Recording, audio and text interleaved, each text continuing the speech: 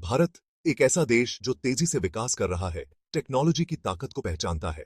E governance यानी सरकारी कामों में डिजिटल टूल्स और प्लेटफॉर्म का इस्तेमाल इस बदलाव का एक अहम हिस्सा बन गया है।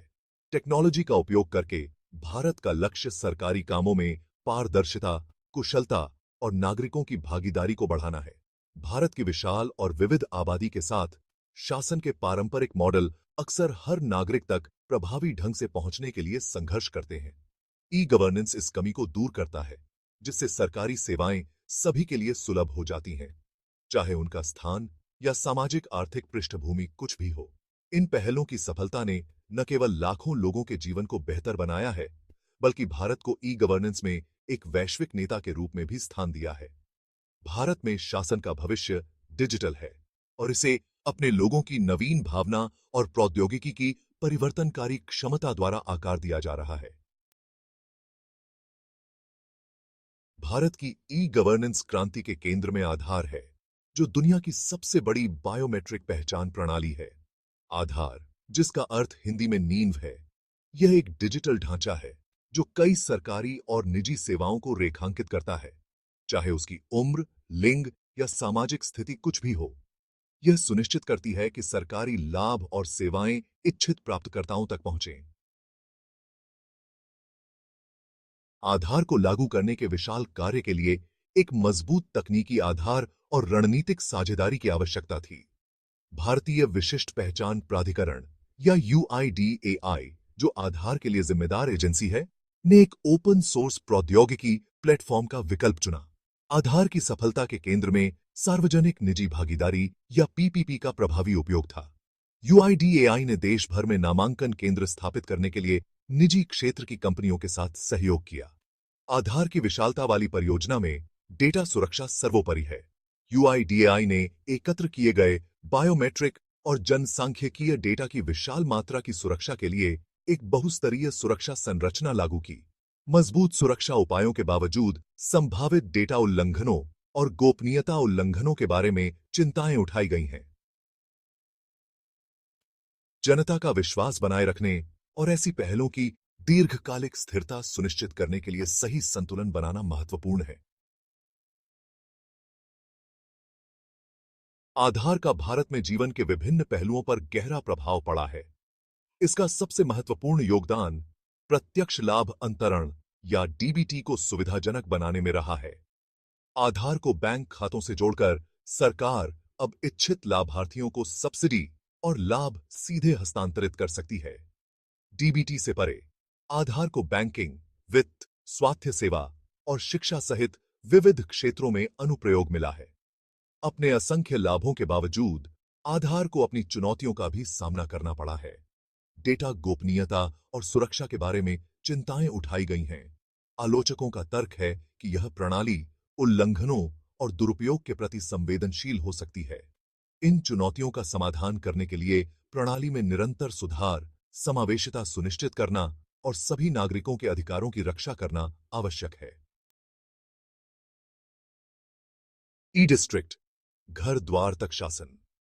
सरकारी सेवाओं को और अधिक सुलभ बनाने की आवश्यकता को पहचानते हुए भारत ने 2007 में ई डिस्ट्रिक्ट कार्यक्रम शुरू किया। इस महत्वाकांक्षी पहल का उद्देश्य प्रौद्योगिकी की शक्ति को जमीनी स्तर पर लाना है, जिससे ग्रामीण और दूरदराज के क्षेत्रों के नागरिकों के लिए आवश्यक सेवाएं आसानी से उपलब्ध हो सकें।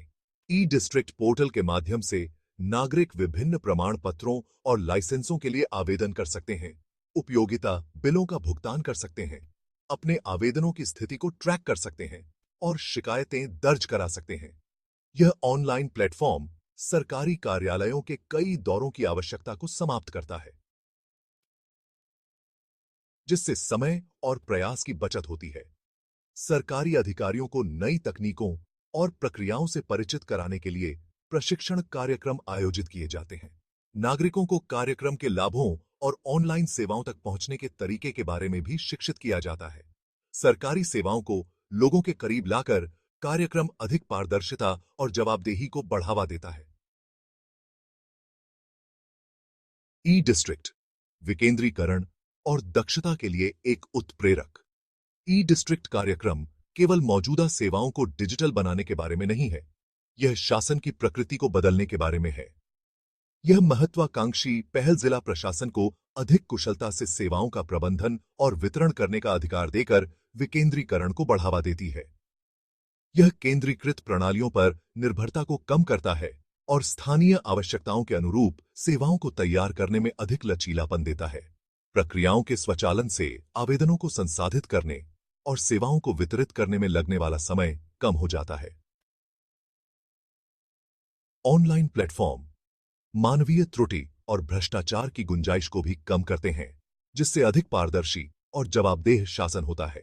सुव्यवस्थित वर्कफ्लो और कम कागजी कार्रवाई के परिणाम स्वरूप सरकार और नागरिकों दोनों के लिए महत्वपूर्ण लागत बचत होती है। ई डिस्ट्रिक्ट कार्यक्रम ने शासन में पारदर्शिता और जवाबदेही बढ़ाने में महत्वपूर्ण भूमिका निभाई है। पासपोर्ट सेवा केंद्र। पासपोर्ट सेवाओं में क्रांति। भारत में पासपोर्ट प्राप्त करना कभी एक बोझिल और समय लेने वाली प्रक्रिया हुआ करती थी, जो अक्सर नौकरशाही बाधाओं से भरी होती थी। पासपोर्ट सेवाओं के आधुनिकीकरण और सुव्यवस्थित करने की आवश्यकता को पहचानते हुए भारत सरकार ने 2010 में पासपोर्ट सेवा केंद्र पहल शुरू की। इस महत्वाकांक्षी परियोजना का उद्देश्य पासपोर्ट आवेदन प्रक्रिया को बदलना था, जिससे यह तेज, अधिक कुशल और नागरिक के अनुकूल बन सके। पीएसके परियोजना में अत्याधुनिक तकनीक से लैस देश भर में विशेष केंद्र स्थापित करना शामिल था। ये केंद्र आवेदन जमा करने से लेकर पासपोर्ट मुद्रण और वितरण तक सभी पासपोर्ट संबंधी सेवाओं के लिए एकल खिड़की समाधान प्रदान करते हैं। पूरी प्रक्रिया को डिजिटल कर दिया गया है, जिससे मैन्युअल कागजी कार्रवाई की आवश्यकता समाप्त हो गई है और त्रुटियों या देरी की गुंजाइश कम हो गई है।